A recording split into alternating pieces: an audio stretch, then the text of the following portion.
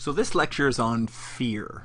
This class is on motivation, and there are few things more motivating than fear, or the reduction of fear. We see this throughout the animal kingdom. It's where animals start, because they need to learn about what to be fearful of, because if something kills them, they don't survive, they don't breed, they don't pass on their genes. So we have a good deal of our nervous system dedicated to recognizing, learning, remembering, reacting to things that are fearful. So what scares you? Okay. Let's get into what might scare you and why. So what we see with fear is that it produces some pretty stereotyped behaviors, especially in mammals, but certainly in other animals. We see freezing behavior when an animal is scared. To a certain degree, we see fleeing, depending on if the thing that scares them gets close enough. And finally, if they're trapped, we see fighting, all a product of fear. And there can be a big difference in fighting between when an animal is fearful and when an animal is aggressive, and we'll get to that. Certainly has some genetic components. I'll have some examples in this lecture, but humans are naturally, innately neophobic after a certain age. I mean, little babies will go to anybody and they don't fear anything. But then right about, 9 months to a year, they begin to get scared of new things. Neophobic is a very common fear in all animals. Involved in specific physiological responses. We see the limbic system involved, we see the sympathetic nervous system, the fight or flight system involved. And there's been a lot of research on these systems and how they work, which we will talk about briefly in this class, but you might get in a little bit more detail in, let's say, a physiology class.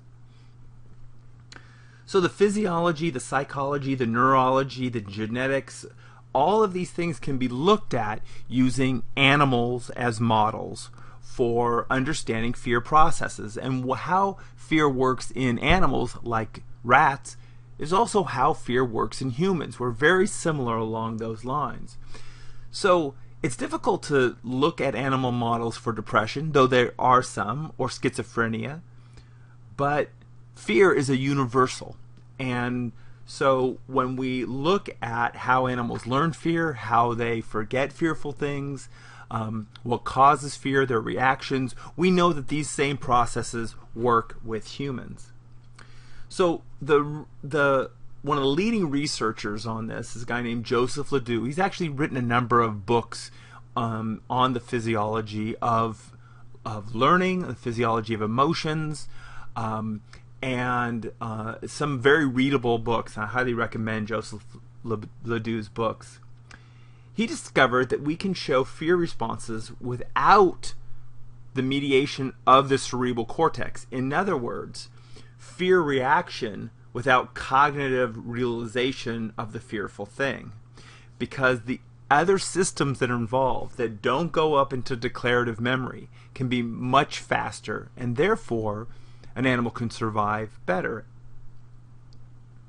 So when we talk about where we have emotions in the brain, where those emotions are signaling the neocortex, the new brain, where we register emotional events, especially with fear, we're talking about the limbic system. The limbic system is a rather complex set of areas of the brain, usually a little deeper in the brain.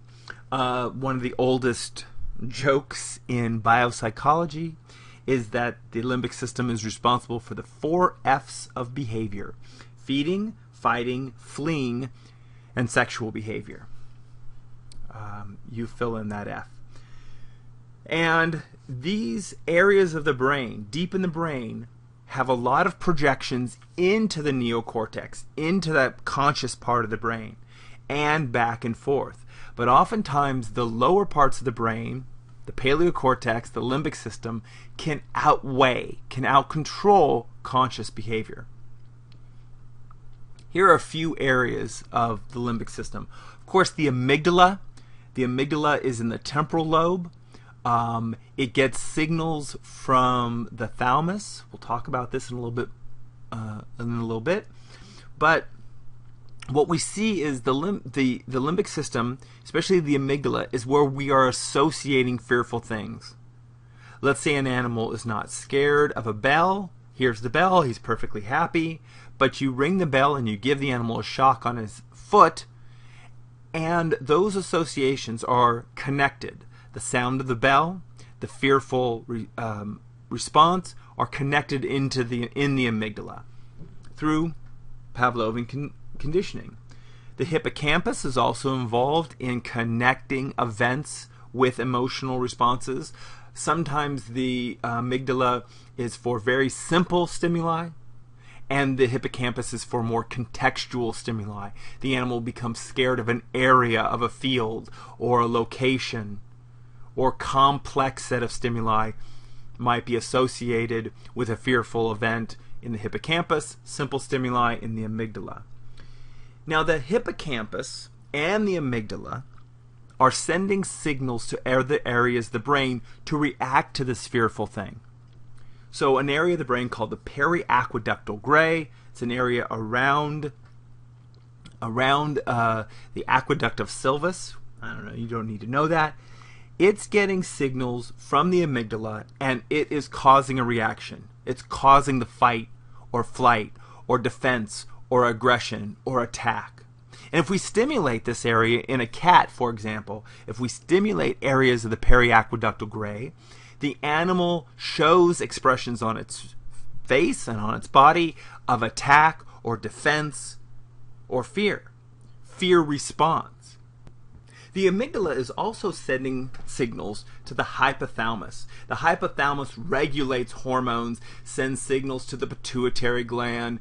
It can cause an autonomic response, a physiological response, to deal with the stress. The hypothalamus is going to help signal, like the adrenal gland, ultimately, to cause the release of cortisol, a stress hormone, to deal with that stress. That's what the hypothalamus is doing. And of course, the thalamus is routing that information. Visual information is coming into the thalamus, sending some of that signal from that visual stimuli to the amygdala, or auditory to the amygdala. And so the thalamus is really kind of connecting everything together.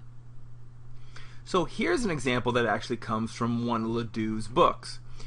And here's a person, and they see a snake, and they have a fear of snakes. Now, this information is going to go to the thalamus here, and then it's going to go back to the back of the brain here for processing. So your brain is creating that image in the occipital lobe. It's going to the temporal lobe to connect with what that image means at a cognitive level. However, you can see that there's enough information in that snake to go from the thalamus directly to the amygdala for a very fast reaction. Do something.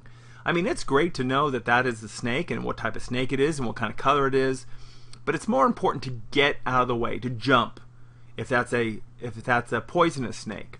And I think you've all experienced this. I mean, you're walking along a trail and you're having fun, and all of a sudden you jump before you realize what you're doing because there was a stick on the ground that happened to be a little serpentine, kind of looked a little bit like a snake.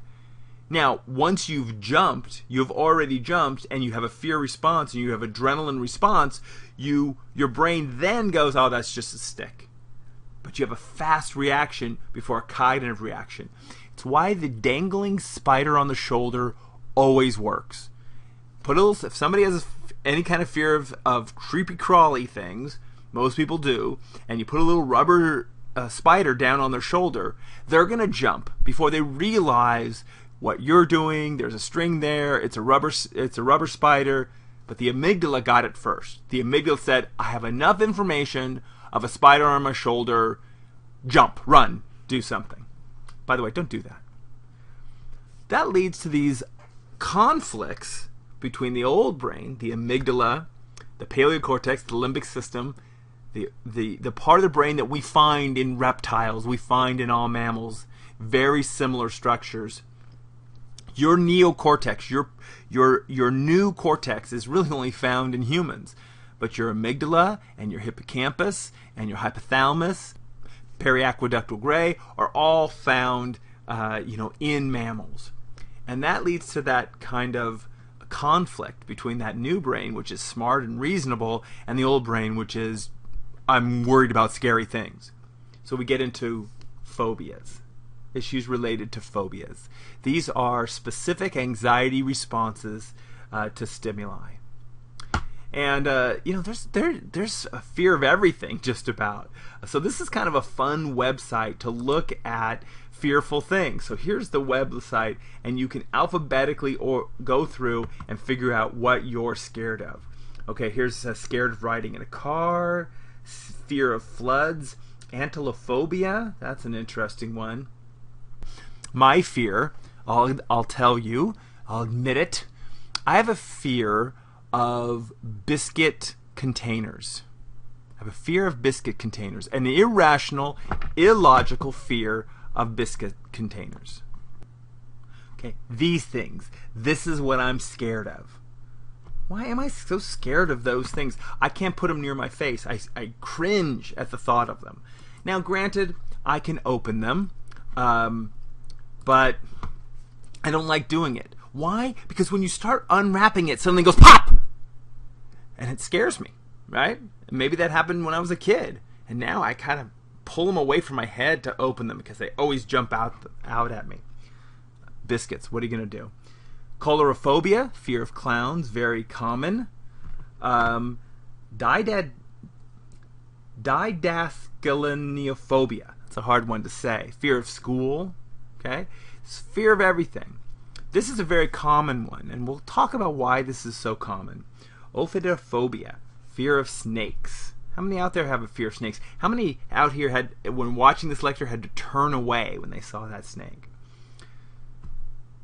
Lupuslidophobia, the fear of being pursued by timber wolves around a kitchen table while wearing socks on a newly waxed floor. Not a very common one. Not a very common one.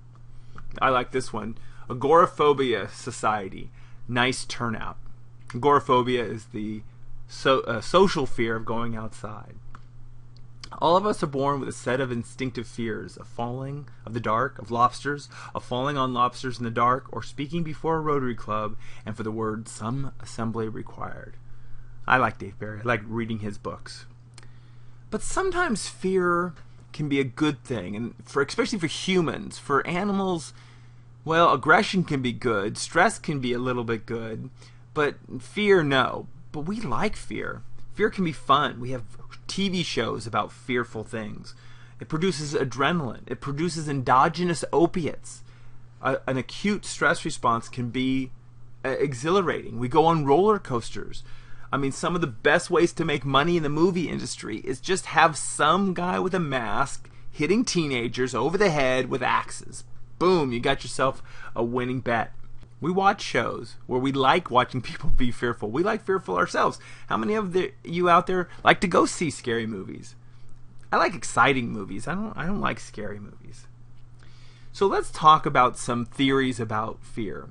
We have a preparedness. This is a term you need to know. This is a genetic predisposition to be fearful of things. It doesn't mean that we're scared of something.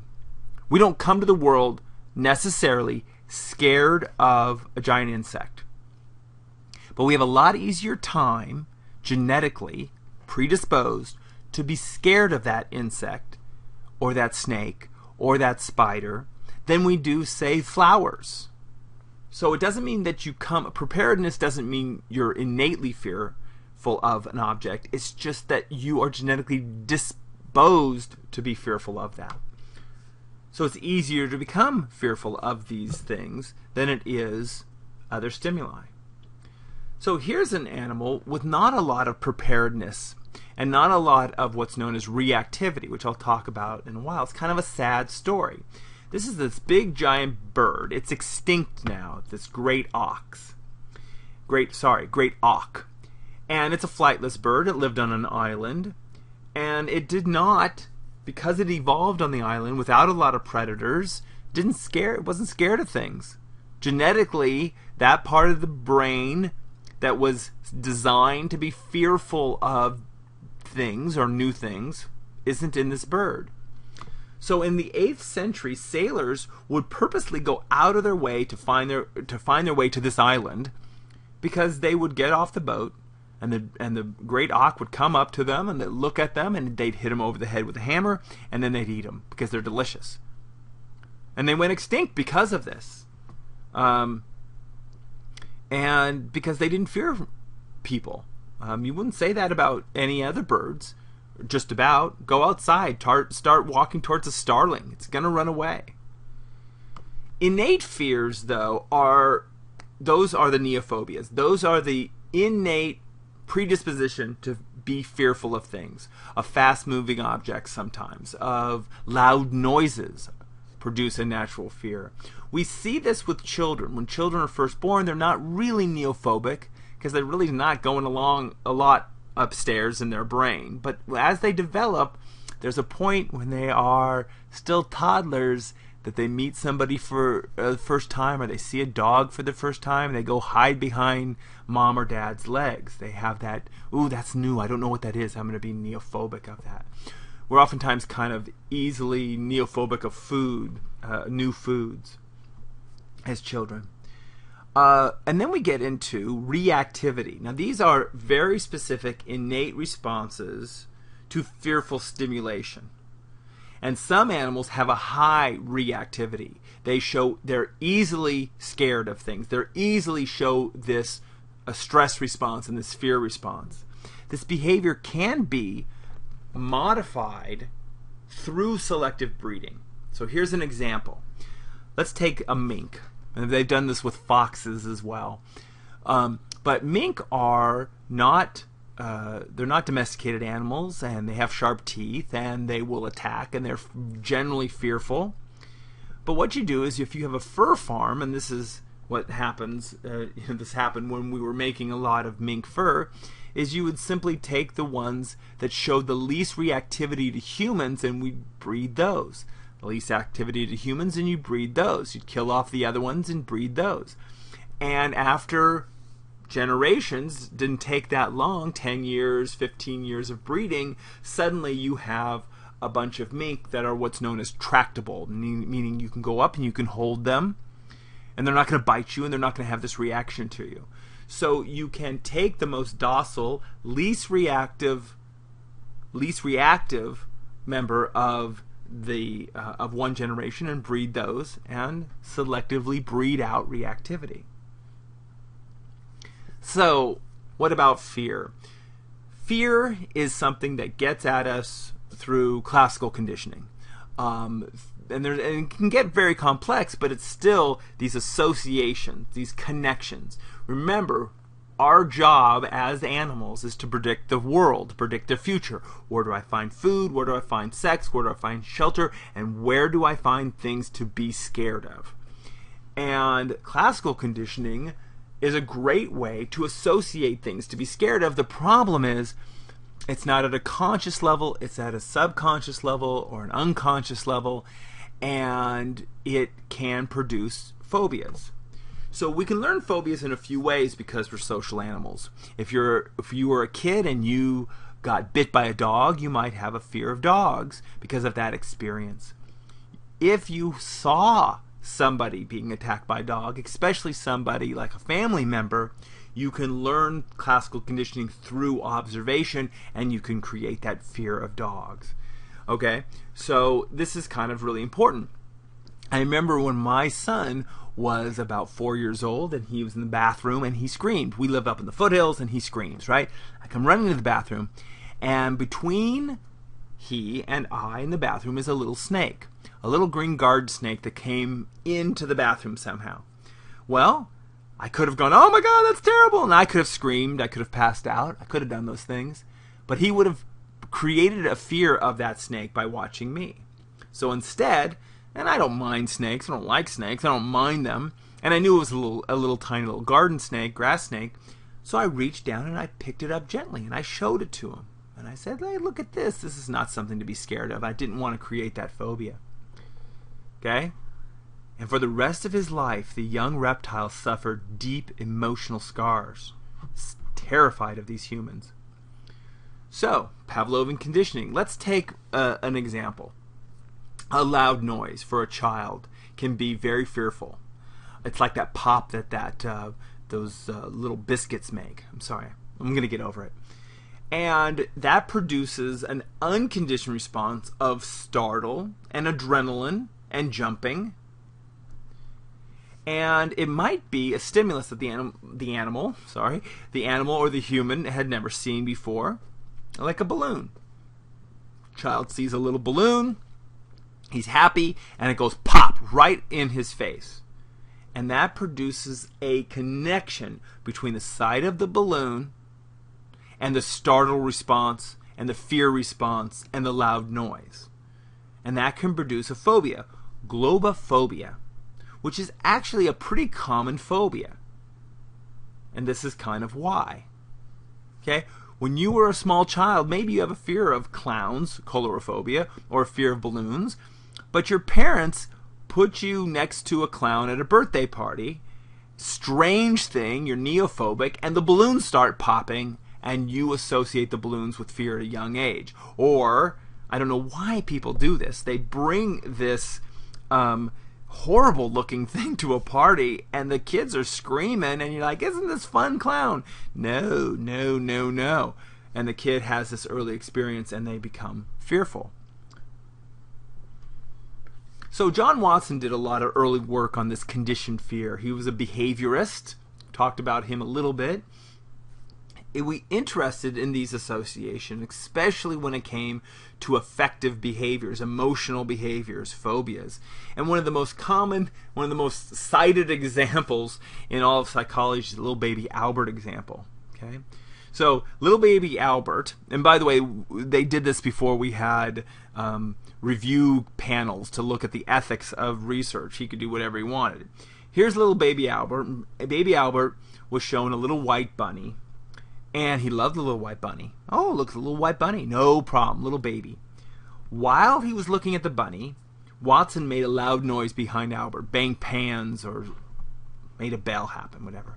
After a few of these experiences, just the white bunny and things that look like the white bunny, fur, like a little fur coat or something, produce these fear responses. So here's little baby Albert, and he's sitting there, and in comes the little bunny, and he loves the little bunny, and everything is fine. And then we make a really loud noise, and he starts crying. He puts on a little pink shirt, and he starts crying.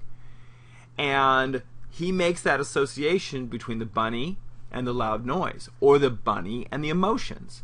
So in the future, if he ever sees a little white bunny, he starts crying and scaring and looking for his mom.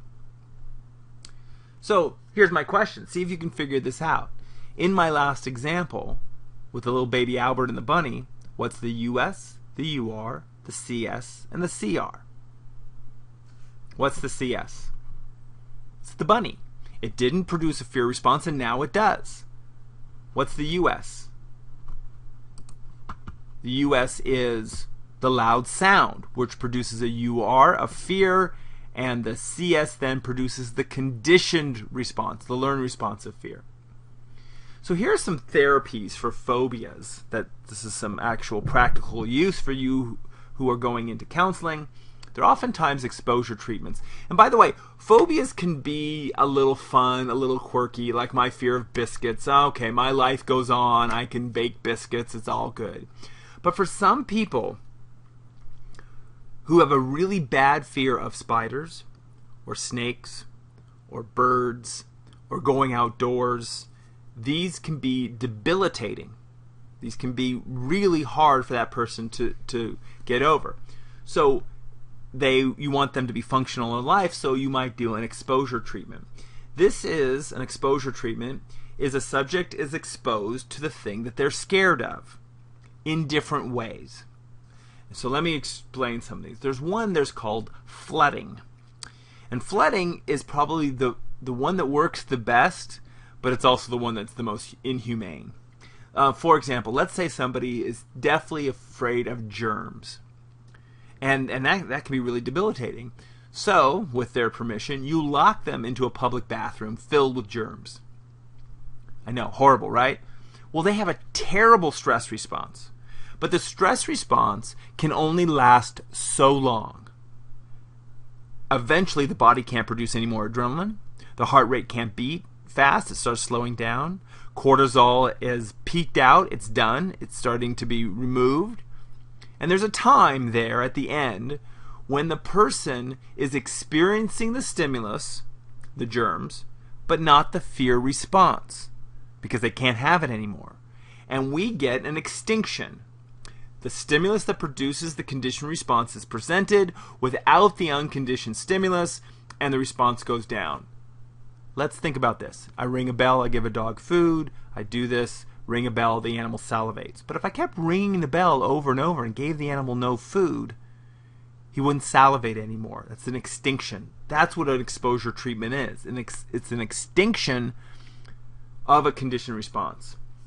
One that's a little nicer is systematic desensitization. This is where you put them in a comfortable environment where they're not showing a stress response. And you present stimuli that kind of look like the thing that they're scared of. And they have a little stress response which extinguishes. And a little stress response which extinguishes. We'll talk about that. And then there is modeling, where they observe somebody else not showing fear to the stimulus, and they learn through observation. So, subjects are exposed to the fear-initiating stimulus in a relaxed environment. This is in case of systematic desensitization. We get a Pavlovian extinction, a decline in a conditioned response to the conditioned stimulus.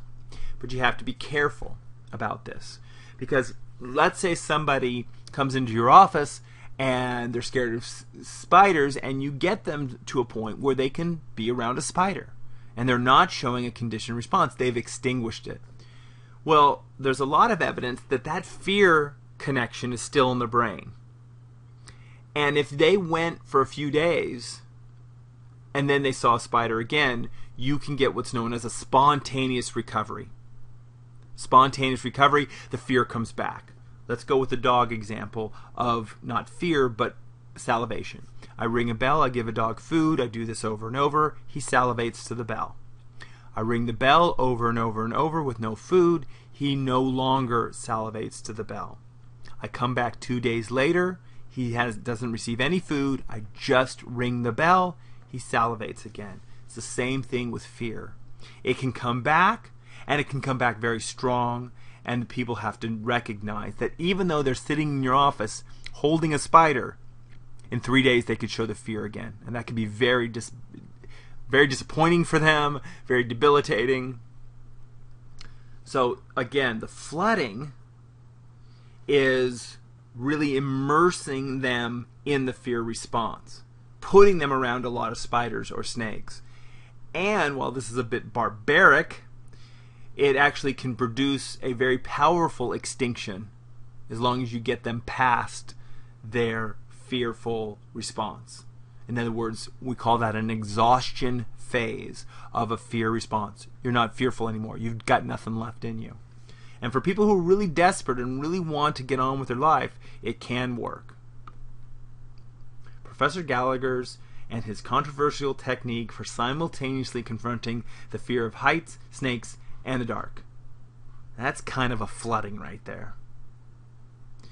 Systematic desensitization is less harsh than flooding, and it is a slow, incremental increase in the stimulus that produces the fear. If somebody is scared of heights, maybe you don't stick them at the top of a building. Maybe you put them on a ladder and you put them up one rung. Well, they're 1 foot off the ladder, but they're still going to have a little bit of fear response. You let that extinguish, up another step, let that extinguish. Let's think about arachnophobia. It's in stages. Let's say somebody's scared of spiders. You might show them that stimulus. Are you scared of that? You might even look at their physiology. You can even measure it, heart rate, things like that. You comfortable? You good? Okay. What about that? No fear response? Okay. What about that? Oh, well, now they're starting to use their imagination, and a little bit of fear comes in, and you allow that fear to go away. Now they're extinguishing. They're experiencing that stimulus and no fear. That's going to produce a fear response.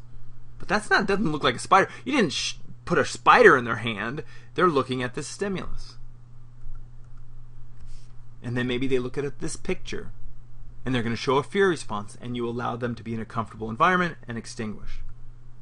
Just be careful you don't go too quickly, because that can be a very negative event. So this is the modeling I was talking about. This is kind of that idea of holding spiders or modeling a non-fear response. It oftentimes works with close friends. It can work with family members. It's probably not going to work with really severe phobias. It's going to work with minor phobias or minor discomforts and things like that. So let's look at a few experiments. I like some experiments. This is looking at natural fear. So humans participants were asked to find snakes or spiders in the background of flowers and mushrooms. This was a collage. This gets at the notion of preparedness. And other participants were trying to find flowers in a collage of snakes and spiders. Which one of these groups found the hidden object fastest? That's right. This group here found the snakes because we're prepared to see snakes. We're prepared to see spiders. In this one, they didn't find the flowers and the mushrooms as easily because we don't have the preparedness to be fearful of those things. Participants identify the snakes and spiders more easily than the flowers and mushrooms. This is demonstrating a genetic predisposition to see snakes and spiders. Okay, where are the snakes and spiders? Where are they? Where are they? Find them. Find them. Okay, very good. Okay, this experiment was done with monkeys, and it was done by a very famous researcher named Martin Seligman. He did a lot of work on learned helplessness. He did a lot of work on positive psychology, a lot on understanding fear. And you have these model monkeys, and these monkeys were shown on a videotape showing a fear response to either flowers or snakes. Some of the videos, there was a monkey there being scared to a flower, another to a snake. You can do this with some editing. Another monkey, these are the observer monkeys, and the monkeys watch the videos. In both cases, the observer monkeys were watching a fearful response, watching a model being scared. The observer either watched a model being scared of a snake or watched a model being scared of a flower. And then they measured the observer monkeys and its willingness to reach over a box to get some food. What's in the box? A snake, a rubber snake, or a flower? So, here we go. Here's the observer monkey, here's the fearful monkey, here's the flower. There should be an association, an observation association. I see him scared, I see something here, he is scared of this, I should be scared of this. And this is another condition. Different set of monkeys, okay? This time he's scared, but there's a snake there. The animal sees him being scared, I should be scared of this. This monkey, when he was watching another monkey being scared of a snake, he wouldn't reach over this rubber snake to get food. He wouldn't do it. But he'd be happy to do it with a flower.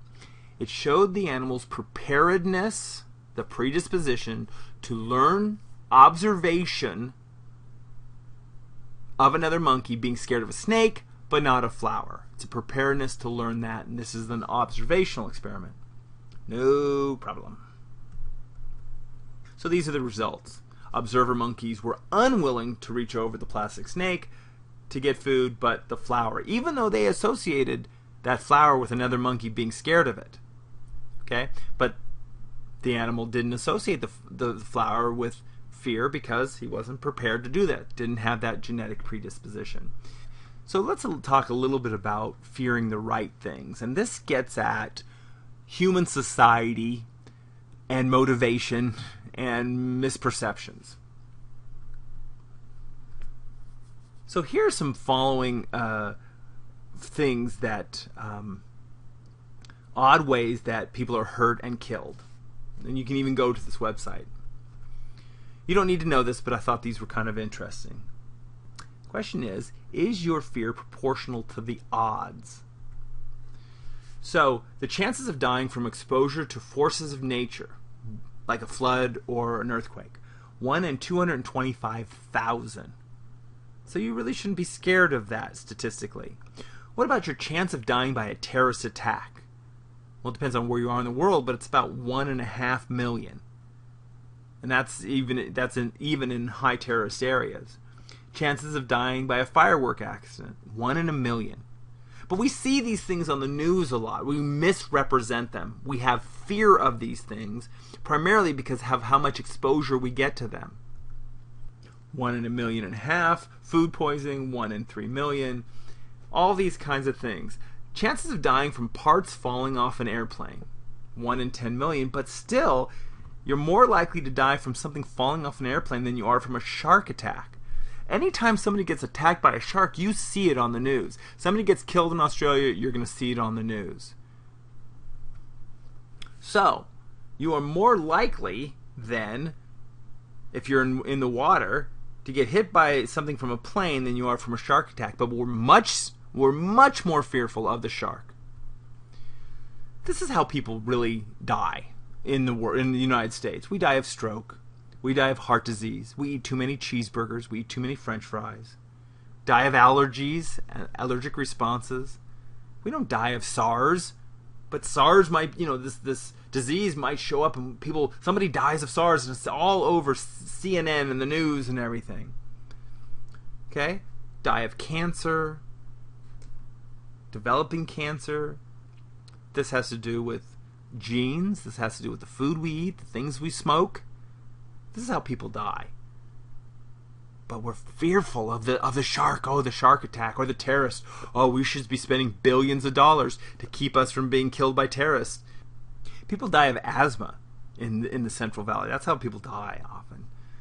And yet we get all worried about these other things.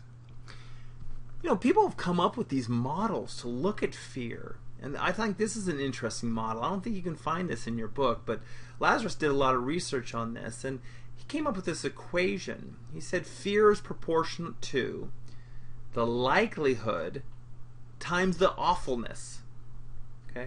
So when people start talking about dying of heart disease, you're dead, but people don't see that as awful. I mean, it's awful, but as awful as being consumed by a shark or blown up by a terrorist.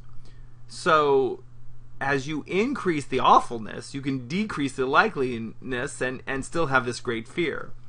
And he divided that by the coping mechanisms you have around you, plus the idea of being saved from that. The factors that go into, for example, heart disease, reducing fat in your diet and exercising and all those kinds of things, or just staying out of the water if you're scared of sharks. I thought I'd put that up there because I thought it was an interesting way of looking at it. He assigned these numerical values and came up with this formula of this index.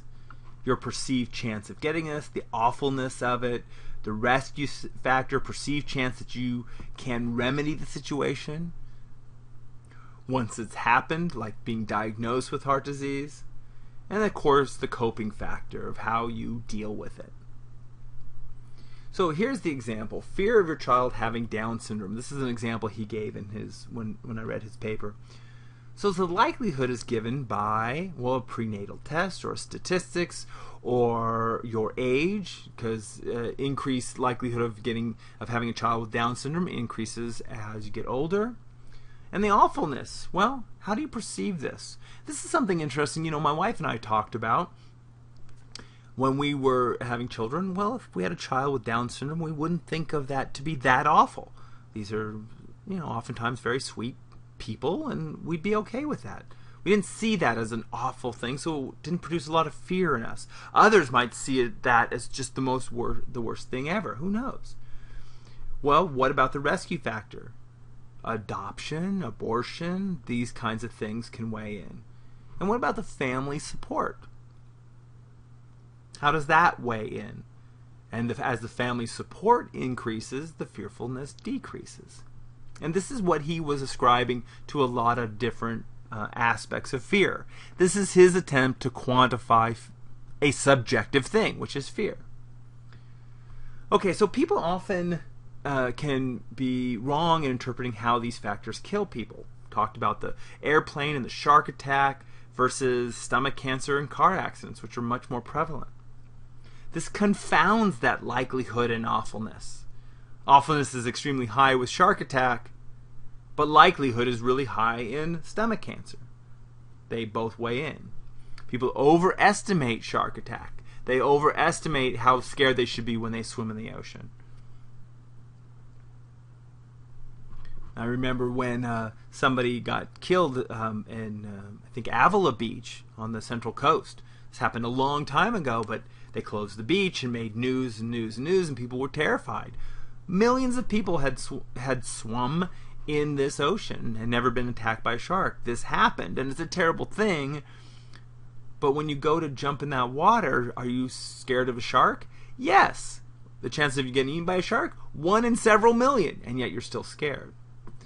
This was a really interesting book I read a few years ago. It's The Culture of Fear, Why We Fear the Wrong Things. And it kind of went through all the things we're fearful of and what we should be fearful of.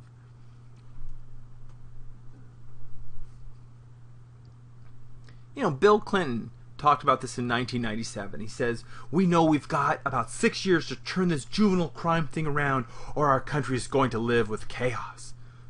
Well, at that time in 1997, and since then, since starting at about 1992, the crime rate, the violent crime rate in the United States has dropped.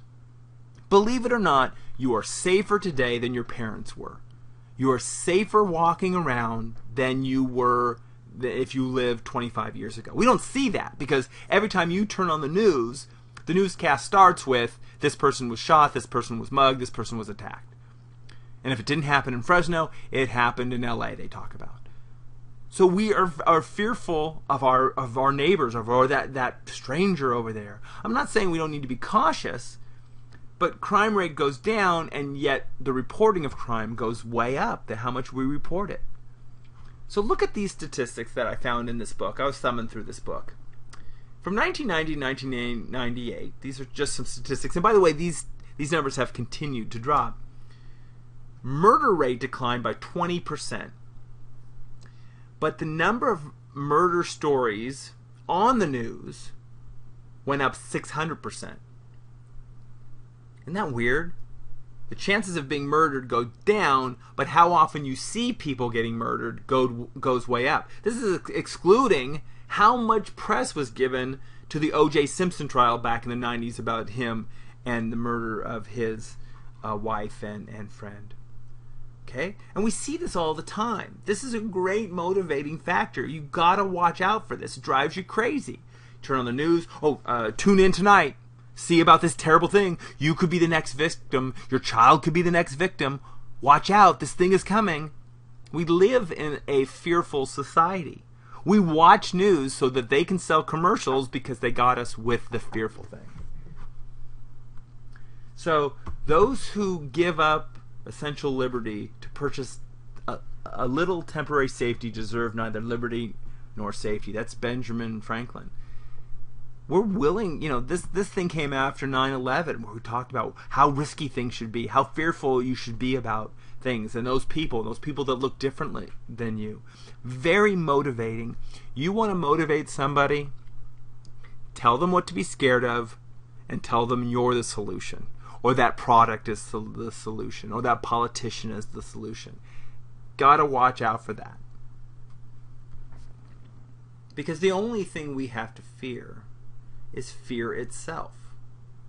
Because it can be very damaging in a modern society.